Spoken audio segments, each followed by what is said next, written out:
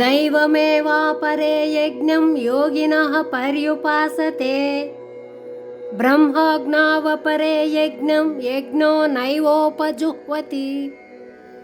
కొందరు యోగులు దేవతారాధన రూపమైన యజ్ఞంనే చేస్తున్నారు. మరికొంతమంది జీవ బ్రహ్మైక్య భావనతో జీవుని పరబ్రహ్మం అనే అగ్ని యందు హోమము చేస్తున్నారు.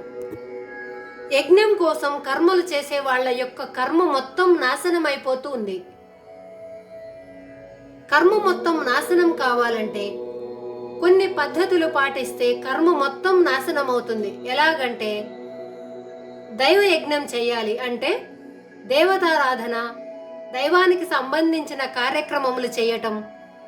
ఇలా చేసేవాళ్లే కర్మయోగులు, భక్తి యోగులు. ఇంకొందరు చిత్తమును బ్రహ్మం అనే అగ్నిలో ఆహుతి చేస్తున్నారు.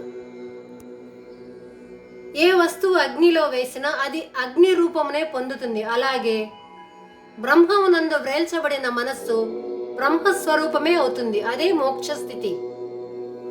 ఆత్మను తెలుసుకొనటం వల్ల విషయాల పట్ల విరక్తి కలిగి, అంటే తనలోని అనవసరపు విషయాలకు సంబంధించిన ఆలోచనలు, ఇంకా మనస్సును బాధపెట్టే కనబడుతున్న విషయాలు నాశనమైపోతున్నాయి.